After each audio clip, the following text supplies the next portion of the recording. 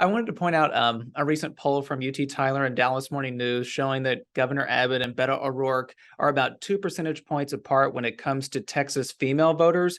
What is the campaign doing right now to widen that support gap, specifically with Texas women?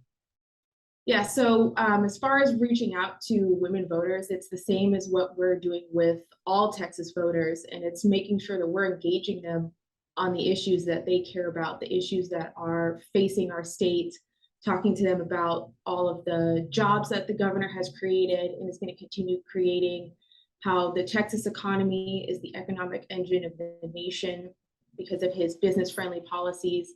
You know, women, along with all Texas voters, are concerned about public safety. What are we doing to make sure that their communities are safe? And then talking about making sure that parents have a voice in their and are the decision makers in their children's education along with their health care.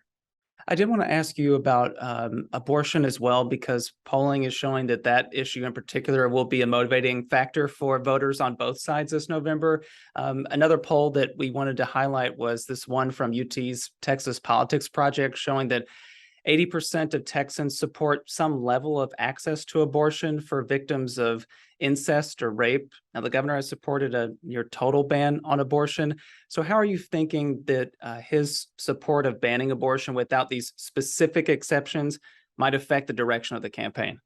Yeah, so Texas is a pro-life state, and the governor, through his time, has continued to promote policies that protect not only the life of the mother, but also the life of the child. And as far as the, issues that are facing our state, the ones that voters care about, abortion may be like a, number 10 issue, but there are other issues that are more important to voters. And again, those are the ones that we're talking to them about, whether it's female voters or male voters, young or old. Again, people are concerned about, can I put food on the table? Can I take care of my family? Do I have a say in my kids' education? Is my community safe? And you have all of these sort of Democrat policies that have been sweeping across the country that have been impacting that, and you see the impact of that in those communities. Inflation is skyrocketing, so people are more concerned about stretching their paychecks, being able to take care of their families. You see this, movement by a lot of Democrats, including our opponent, about defunding police, making communities less safe.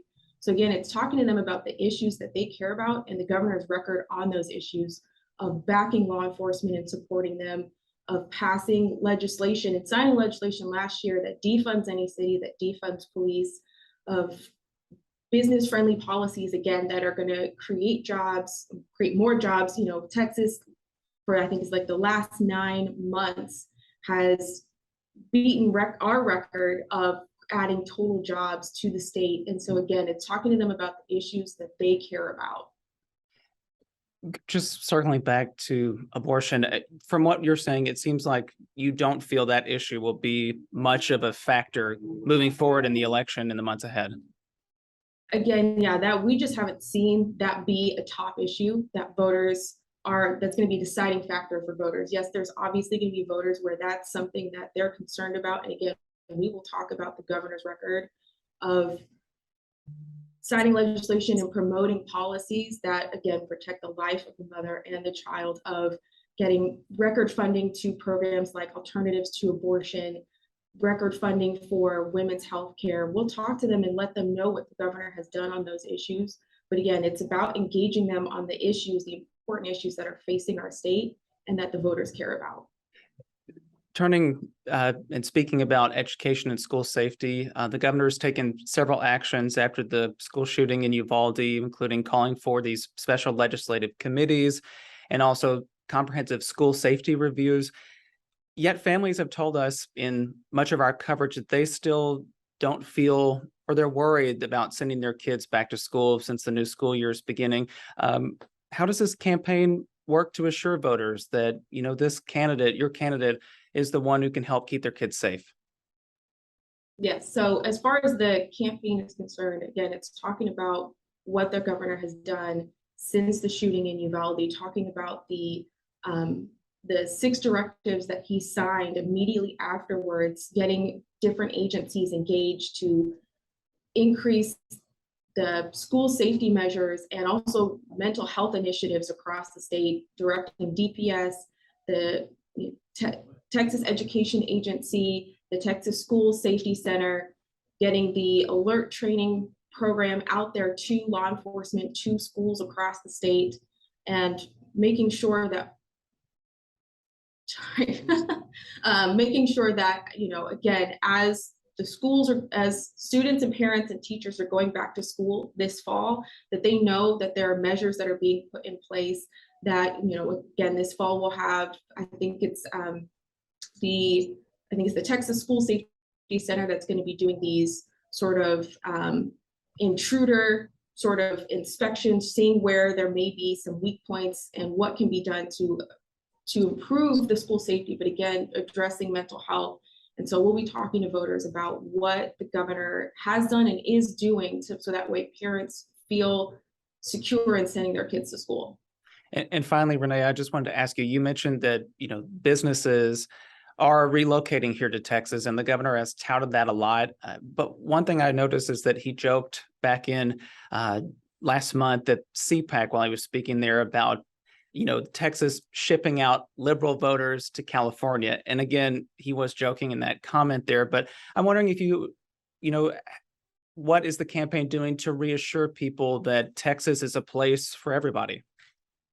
Yeah, and so, that's something that, again, the governor has talked about that in the past, because there was I believe it was after the 2018 election, there were exit polls showing that, did you vote for Ted Cruz or did you vote for Beto? Were you from Texas or did you recently move here from California? And so there was polling that actually showed that a majority of people that had moved here from California had actually ended up voting for Ted Cruz over Beto. So we saw that we had, even though there are people moving into the state, they did support those sort of Texas values, conservative values. And so again, the policies that the governor has promoted throughout his time and that he's going to continue promoting are business-friendly policies where he's making sure that the state stays out of the way of businesses and their progress, because when businesses succeed, Texas succeeds. And so anyone who wants to come to this state and be able to be successful with their business or get a good paying job, they're more than welcome here. And the governor has made that very clear. That's why we're the #1 best state for business. We're the #1 state for starting small businesses in the country. And we're also the #1 state for economic development and expansion projects. And that's because these businesses and these companies and their employees know that when they come here, they're going to have a place where they can flourish and they can take care of their families. I have one more question for you if you have time. Yes. The two ads that the Abbott campaign recently put out were interesting to me because they were pretty personal. One voiced by his wife talking about how he overcame his accident. The other hearing directly from him about how he waited tables while working his way through school. A lot of people here in Texas know that story about him. So I'm wondering who the campaign is trying to connect with or target with these particular ads. Yeah. Well, actually, I would say, I think you would be surprised about how many people don't know his backstory. And so this is a way that we can kind of let people know his history, his story, and almost reintroduce him. Because, you go around the state and there's a lot of people that when they meet him, they are surprised that he's in a wheelchair. They've never heard his story about the accident that he had. And so letting people know that story of how he overcame that adversity and rose up and was able to be successful. And also too, I think that's something that can inspire a lot of people, seeing someone who, for a lot that maybe would have been a large setback, but he was able to, again, kind of rise above that and make, do amazing things, becoming, a justice for the Texas Supreme Court, becoming Attorney General of Texas, and then becoming governor of Texas. And then even too, just like letting people know, that the governor, he's a human being like all of us. And so, talking about his record, his story of, waiting tables to put himself through school after his dad died, that's something that a lot of people wouldn't know about where he came from. So letting people know who he is as a person beyond just his record as governor. Renae, thank you so much. Yes, thank you, Will.